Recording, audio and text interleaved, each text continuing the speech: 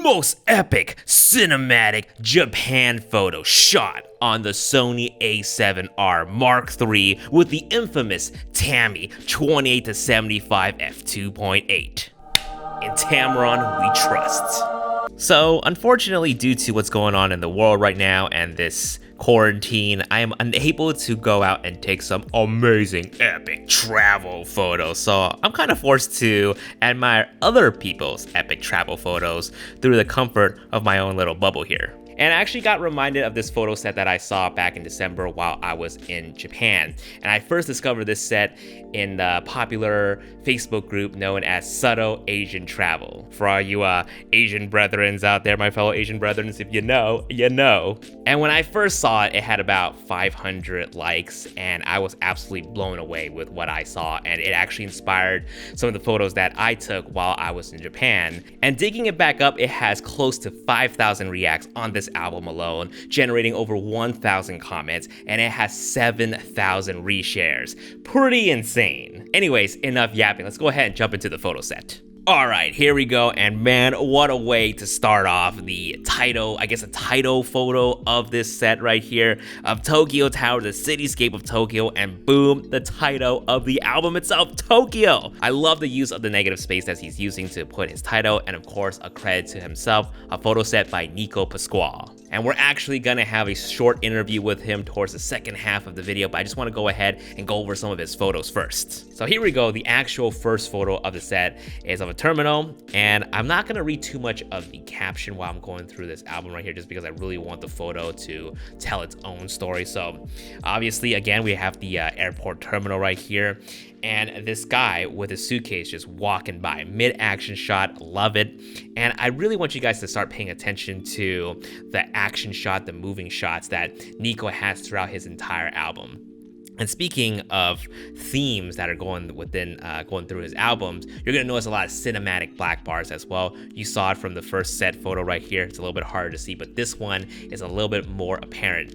And you're gonna notice that almost all his photos look like they are movie stills that are being pulled from a movie. So here we go, Sensoji Temple. I think he arrived closer to around the blue hour towards the end of sunset. Love the blue tones, love the warmer tones in the building. I think it works really well. And here we are, we have more of inside of the temple. Loving this mid-prayer shot right here. I love how he uses the little bit of the lantern, a little bit of the pillars here to frame the shot.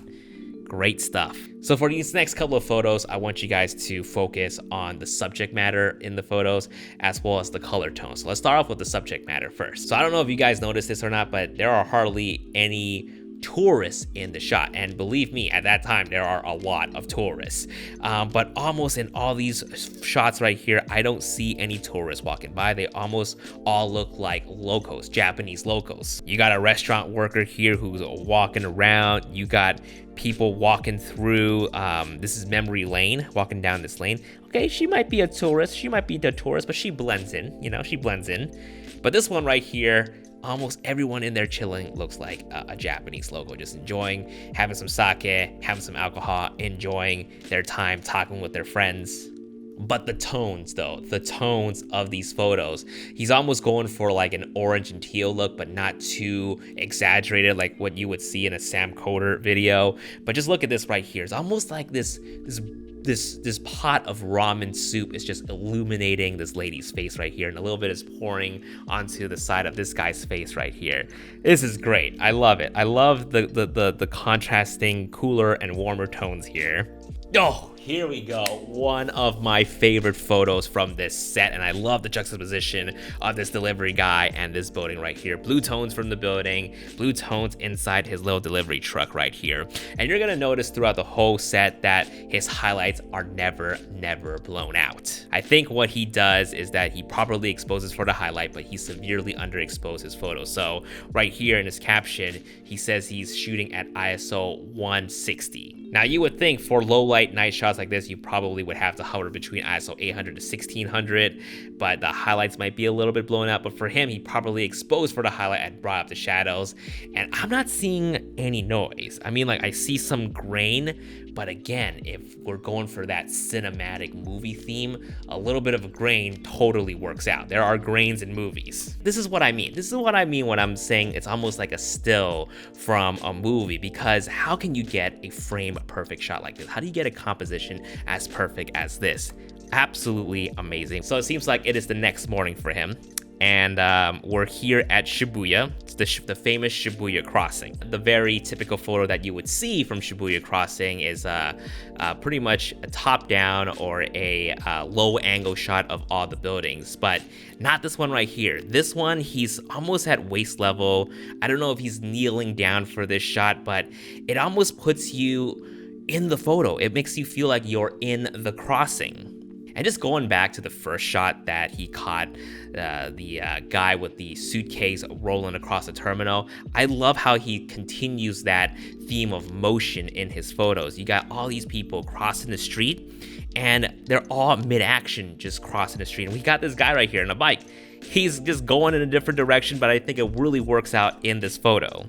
Oh man, look at that blur. We got one of the station staff members just right in the middle of the shot. Oh, I love it. Oh, nice. We got another shot of a speeding train going by, and he's got these two, I guess, Japanese schoolgirls walking by. And looking at the caption right here, he said this is a composite and this is the base photo right here. And I guess he just waited for two Japanese girls to walk by. And I think this really works for him just because he's going for that cinematic theme. And when it comes to making cinematic movies these days, there's a lot of compositing going on. So I really think it fits the theme. It really works for what he's trying to do here. So composite, totally okay. And here we got a couple of Japanese students right here with the train. I don't know if they're looking at the train or if they're looking at Nikko. Maybe they caught Nikko shooting this photo, but this is a fantastic shot right here. There is no space in between the students and the train, and the overall composition of this is just fantastic. I love this shot. I love this shot so much. At first glance, you may think, hey, this old guy right here he's taking a nap on the train, and you know we got the youngster right here on the phone. But at a closer look, he's actually looking at his phone too. And I don't know, something about this pole right in between them has some sort of like a mirror contrast. This could be like, this is a young version of himself, you know, doing the same thing maybe like 30 years ago, you know, being in school, browsing his phone, growing up. He's a businessman. He's also still browsing his phone. So I don't know, some sort of, I'm trying to think of something, I don't want to say philosophical or what's the word that I'm looking for? A future reflection or a past reflection, you know, whatever you want to call it. I think this is one of the great things about photography is just being able to inject your own story and just interpret the story however you want. So yeah. Oh man, this shot right here, I love it. I love how he's using the crosswalk as a foreground with the people as the background waiting to cross the street. And again, it looks like it's been, you know, raining while he was there in Tokyo, so the floor kind of glistens a little bit. There's a little bit of reflection of the red light, or maybe that's the crossing light right here, and these are illuminated by obviously the buildings from across the street, or maybe what's behind the camera. There is almost no negative space whatsoever going on in this photo. I wouldn't consider this negative space. I would consider this as almost the subject of the photo. So now we're at Shinjuku. We got Godzilla here chilling in the background. This is the Godzilla Hotel. This is not a one-time thing. It's actually been there for quite a bit. So if you ever visit Japan, you should check out the Godzilla Hotel. Yes, you can stay there as well. But loving the leading lines of the signages right here, leading right to the Godzilla Hotel. Fantastic, love it. So here's a classic Tokyo taxi shot, and we got I've never seen two cab drivers in a taxi before, but whatever it is, whatever they're looking at is illuminating their face. It's almost like a practical light in filmmaking. It's just illuminating their face. It's great. I love it. It's just, there's so much elements in these photos right here that you'll notice. And of course, what's reflecting off the hood of the car is a reflection of the signs.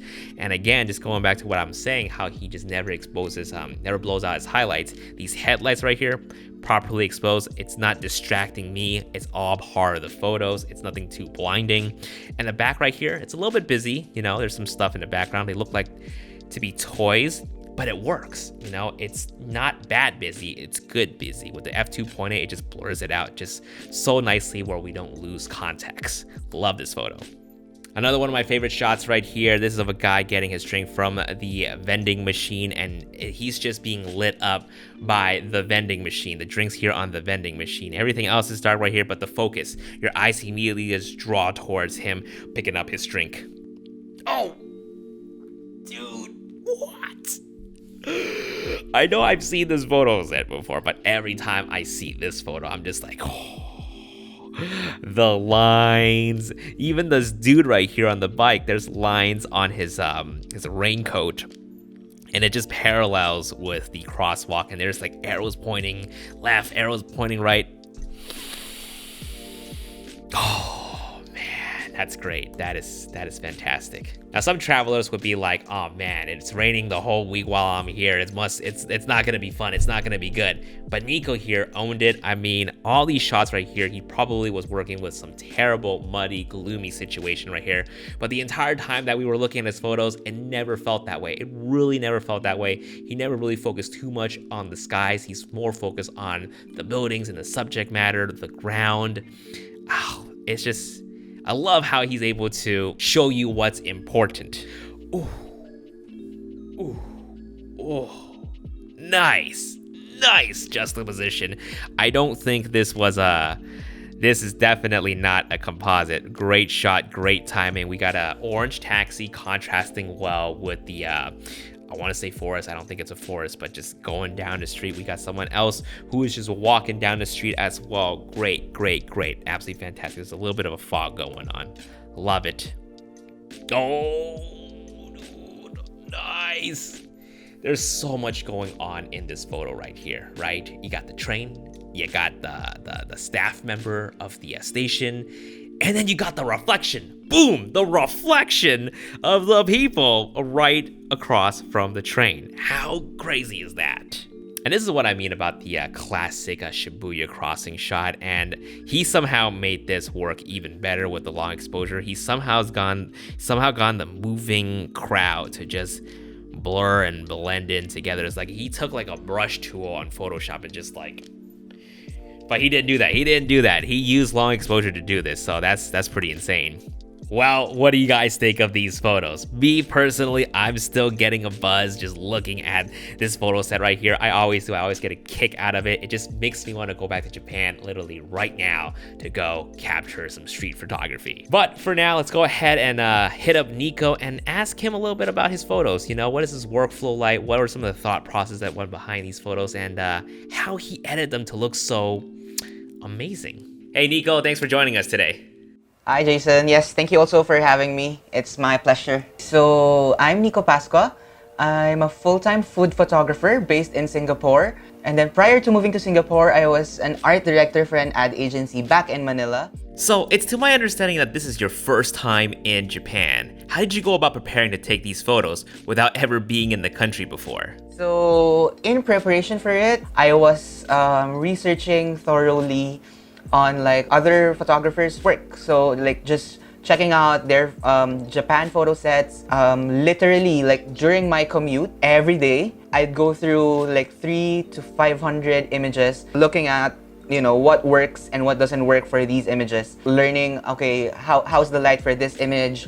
Why do the colors work? What was the photographer thinking, like for this composition? Things like that. And also at the same time, I was also trying to apply it on a more practical side. So coincidentally, like in August, my company also went to Taipei. So I figured it's a good way to practice. Now, in particular, your Tokyo photo set, it seems like it was raining a lot while you were there. How did you overcome this bad weather condition? It's not about me overcoming the condition, because I'd say I'm one of those photographers who love shooting in the rain. You know, I guess it's a mindset as well that, okay, oh, it's raining. This is the perfect opportunity for me to like take photos. There's just something about the rain in the sense that it makes certain colors pop a bit more. The Japanese are forced to bring out their transparent umbrellas, and like from an art director point of view, those transparent umbrellas are like good visual cues and a way to establish that, okay, we are in Japan.